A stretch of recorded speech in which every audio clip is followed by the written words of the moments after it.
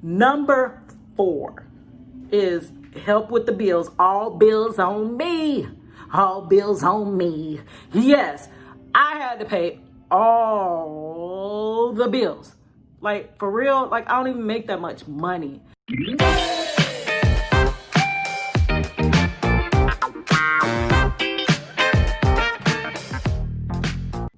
Hi guys, I'm here today with the 11 top things that I had to give up to be in a relationship with an inmate. Yes, it is 11 instead of 10 because there was one that I just could not leave off. Number 1, the first thing that you're definitely going to give up being in a relationship with an inmate is privacy. There is none. You don't have privacy. There's no private phone calls. There's no private letters because number 1, the phone calls are monitored. They record them. They listen. And your letters, they have to read them before you send them out. They read his before his is sent out. When yours come in, they're reading your letters. So your pictures, they're looking at your pictures. Emails, they're reading that. So it's like, you always know somebody's watching. It is not completely private. So there is no privacy. During visits, there's no time alone. Like you're in a visitation room and there's many people around. And at some places, you just got guards staring you down. I mean, you say one thing, you make one expression and they're like all over you and stuff like that. So there is definitely no privacy. You completely give that up. The second thing that you're going to give up to be in a relationship with the inmate is money. Oh my God. Do you know how much money you have to like flow through your hands to be in a relationship with the inmate? Number 1, you got the calls. The calls add up. You have one 15-minute call. That 15 minutes is going to fly by. So you're going to tell him to call back. He's going to ask to call back. He want to call before chow. He want to call after chow. So those calls going to add up. You finna pay for calls. Now you pay for the emails. You put so much money on the JPay account and you'll get emails, pictures. Those pictures are 1 stamp per picture. And the letter, if the letter goes over, I don't know how many characters, but it's basically like a page. You're going to pay per page, per attachment that you put on it, whether it's some stickers or whether it's pictures. So that's going to add up too.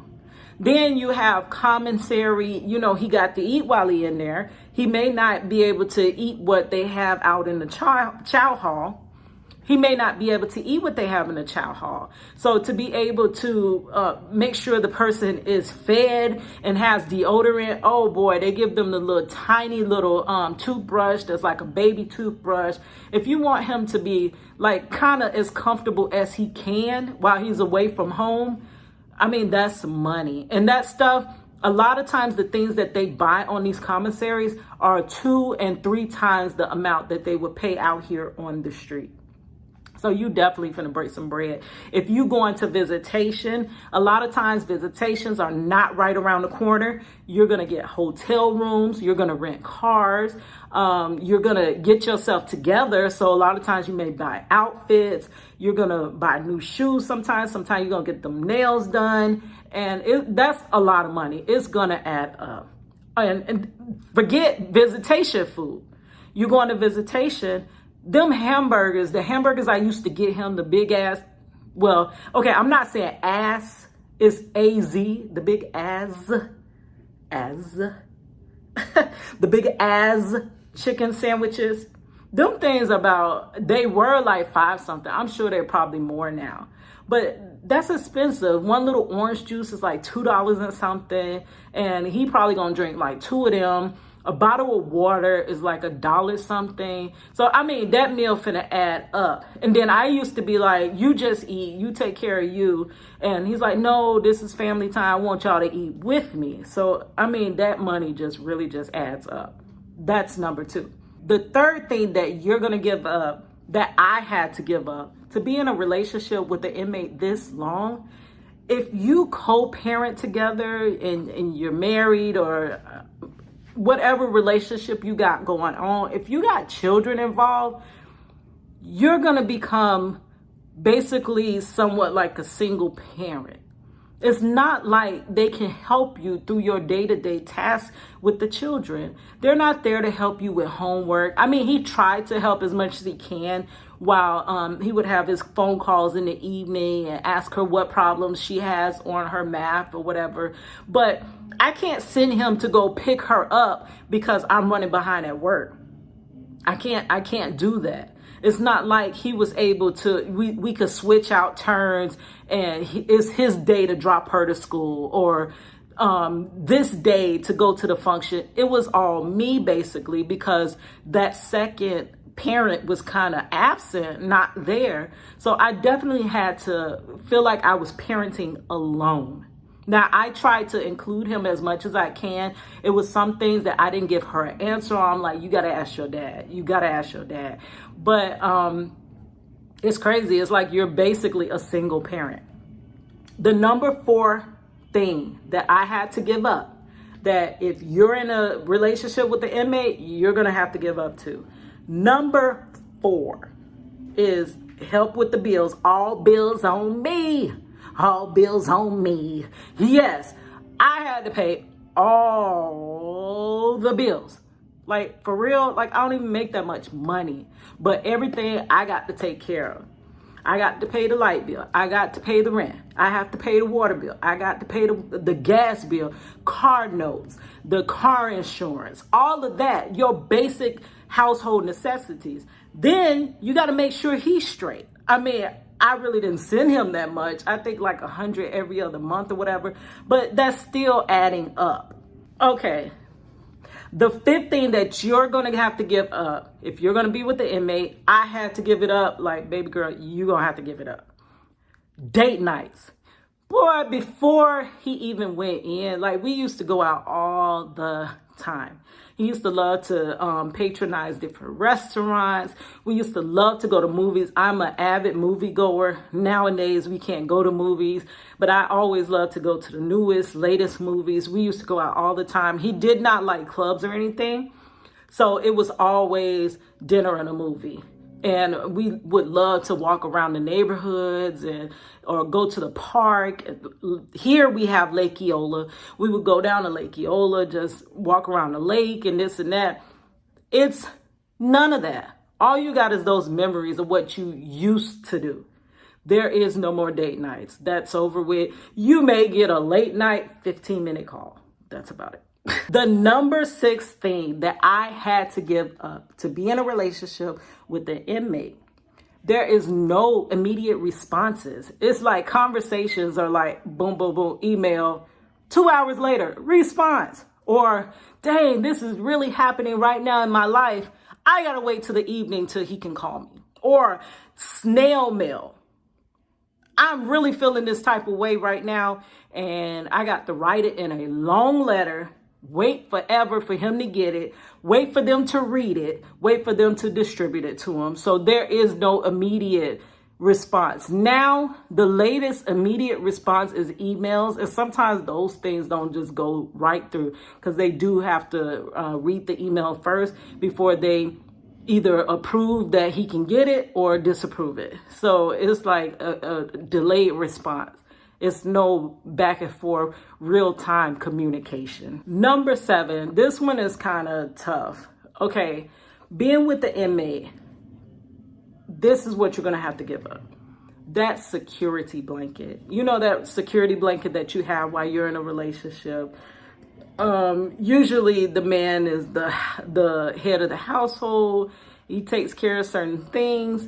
And it's like, now that he's gone, you're going to have to do it. But for me being basically now a single mother, I had to, I sometimes felt unsafe living alone. Like, that was really hard, really challenging, living in an apartment alone with me and my child. I mean, it's so many things that go through your mind. When I first, had my apartment, I was good. Like, I was cooking. She would be laying down, watching her little cartoons, doing her homework. I'll be painting, listening to loud music.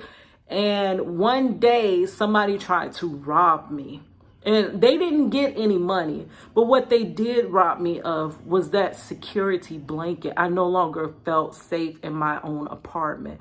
I felt alone. I felt vulnerable. I felt like I was a sitting duck, just sitting in my apartment, waiting on somebody to just come and attack me. Because believe it or not, when we're single women, people watch us. You have to watch your surroundings. They watch us. They watch us go. They watch us come in the door. And I was working overnight. So I'm sure these people knew this. Like, you completely lose that. You don't always feel safe anymore. Like, you're on your own pretty much. And you got to be protected for that child.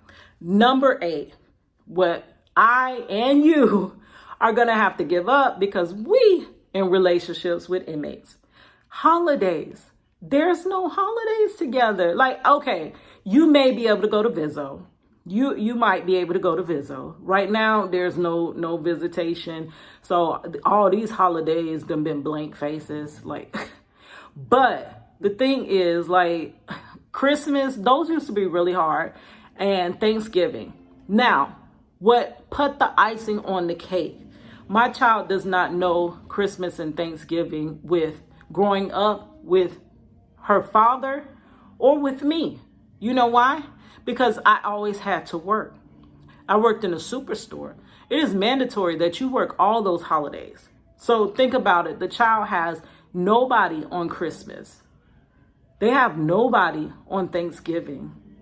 Like, my Thanksgiving meal, I used to be dead sleepy from working the night before.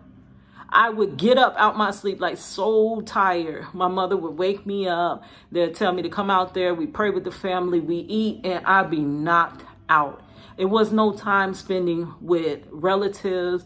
No going to this person to eat at their house and this and that. It's like, you got to go. And you may be able to get that phone call from him in the evening or whatever, but there's basically no holidays together. And the one holiday that I could not stand was Valentine's Day. Oh my gosh. You already know. If you're in a relationship with an inmate like I am and was, oh my God, those were the days that you hated. And the thing was, I worked in that super center. I was the one that had to check out all these guys. These guys had these bears, they had chocolates, they had balloons for their woman. And it's like, dang, I'm not going to get any of that. I'm not going to get any cards, any chocolates. We ain't going on no dates tonight. We're not going to no hotels. We're not going anywhere. We're not doing anything.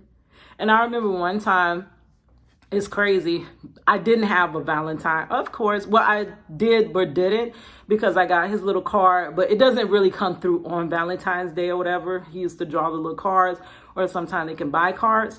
So I bought my mother a box of chocolates, and what she told me, she was like, but Keto, I'm diabetic. I can't eat that anyway. And she was like, isn't that kind of desperate buying your mother something on Valentine's Day? And that kind of made me feel like, whoa. Crazy. Not really desperate, but it was like I was trying to not, be so down about the holiday. Don't nobody want to be a Debbie Downer. Like, if you got your man, I'm not trying to rain on your parade with you and your man. But of course, human nature, I'm going to want my man there too. Number 9, you and the whole family finna give this one up. There are no birthday celebrations. Most time, a birthday is not going to fall on visitation. His birthday, your birthday, your children's birthdays. A lot of these are very special occasions, milestones. You want to go out and eat. And the thing is, on my birthday, if he would call me on my birthday, it's like my family members, like, they didn't understand that. They would get kind of mad, like, oh, he's calling while you out with your family. But they're not realizing he's my family too, and he can't be here. So why are you getting angry because he wants to spend that 15 minutes with me? Like, it was crazy. And then children's birthdays, he missed all of that. His birthdays, what can I get him? An extra $20 a commissary? I mean, now I guess we can, for his birthday, which is coming up the end of this week. His birthday is October the 2nd. And what he wanted, his daughter gave him extra $100 through JPay. She sent him. And for me, he actually wanted me to buy my own self something for my birthday, that's kind of sweet. He wanted me to buy like this special back brace because I have all these back problems. And I definitely, was like, that's too much money. I don't want to buy that or whatever. And he was like, please just do it for my birthday. That's my gift to you. So, and it's just crazy. You're going to give those up. You may get some handwritten letters. You may get some handmade cards. But that's pretty much it. No cake together. I do remember one birthday where him and it was a lot of people that he hung out with, and they really surprised me because that day, 3 of us, it was 2 of the inmates, I believe, and myself, had the same birthday. So a couple of the people got together and they made me a prison birthday cake. It was good. It was good. But it had me so surprised, and that was a very special moment. I actually do have that picture. We'll pop it up right there. Yeah, you see that smile? I don't smile. But that day was really special. Okay. Number 10. There are no special moments. You're going to give that up. He's not going to be there for those special moments that come along in your life, whether it's attending siblings' weddings. You're going alone, unless you got some other man somewhere, but you're going alone. If it's like, if you have to go to a funeral, you're going alone. My child's graduation from high school and her tech school ceremonies, her graduation, she actually accomplished a lot during high school, and it was only her mother in attendance. All I could do was, after, I congratulate her, was send him a couple, screenshots or whatever through JPay. I mean, that's about it. It wasn't too much. Like, he's not there to celebrate. His whole child just graduated. And for me, if I just graduated. It took me forever. I went back to school at age, I think I was 35. No.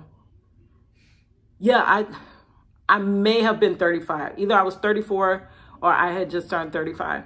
And I went back to school, and I finally just graduated at 39. And the thing is, I don't walk because they only have graduation ceremony one time during the year. So by me kind of failing due to all this shutdown, I missed that graduation cutoff. So I have finished classes, but I actually graduate next year. And it's like, it would be so nice if he could be there. Like, he's missing all of our special moments. Like, how many more special moments are we going to have without him? Now, I do have that petition. If you haven't already signed, I'm going to put it right there. That's the picture. You see the little screenshot. I actually designed that. I went to school for graphic design. But you could check out the petition. I'm going to link that down in the box. The petition link is in the box. Check that out. Please help us out. Help us get him home for my graduation. And my daughter's going to actually be graduating as well from college. She went to college. We were college buddies, and she went for forensic science, and she'll be graduating too, God's willing.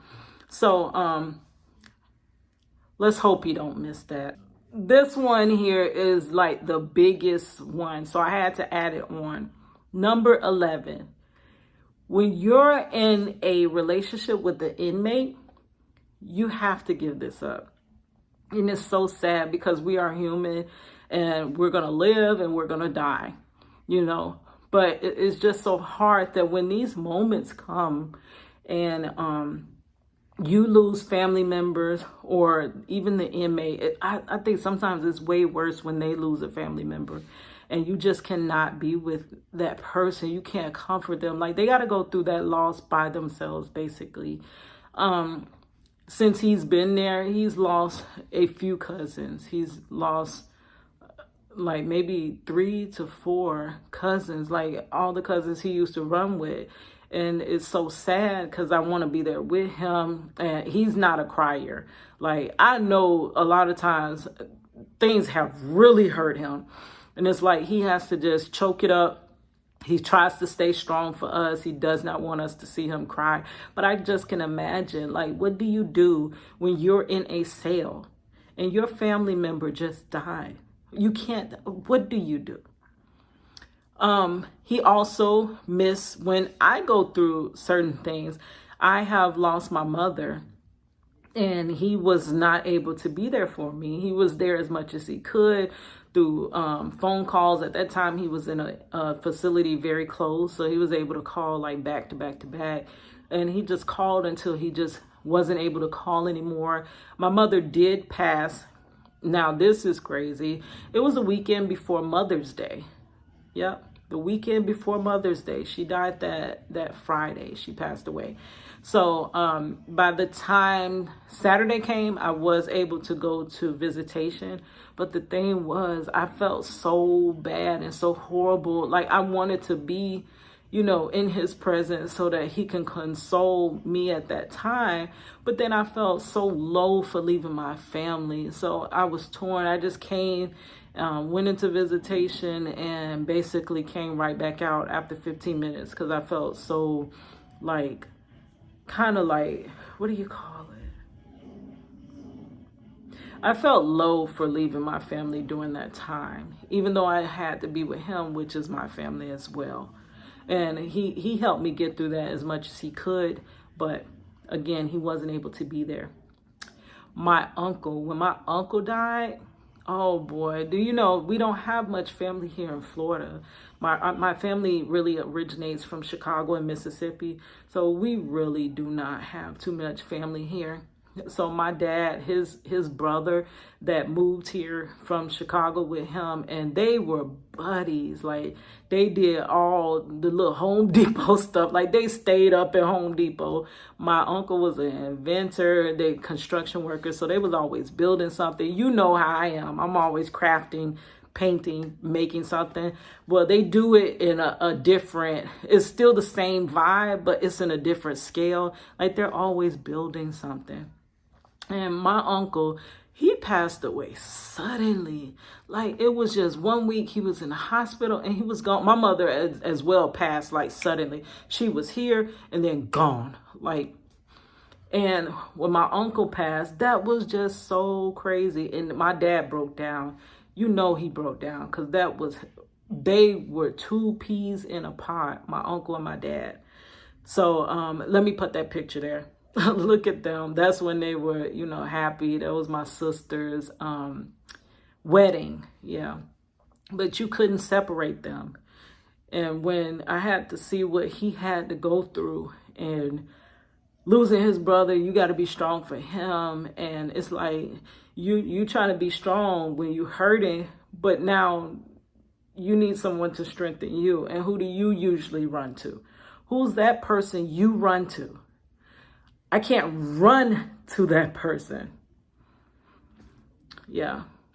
Also, like last year, another hard moment I had to go through. I have an older sister, and we all of a sudden got a call that, you know, they're going to put her in hospice. And my sister is only, I'm 39 now. She just had her birthday. So she would be 44 years old. In her late 20s, she was diagnosed with MS. So it's crazy. Like, yeah. Let me put her picture up there too. She is so beautiful. And she goes through this struggle so graciously, so graciously. And it's hard because that's my big sister. I have 3 little sisters, but that's my big sister. That's who I used to aspire to be like. And she was just so beautiful. I wanted to be as beautiful as she was. And it's so hard to see her go through what she has to go through. MS is something else. But they put her in hospice. We had to fly all the way to Chicago. And I was feeling like these were my last times, like being able to see her, it's a lot. Ooh. And then my dad, that's his daughter.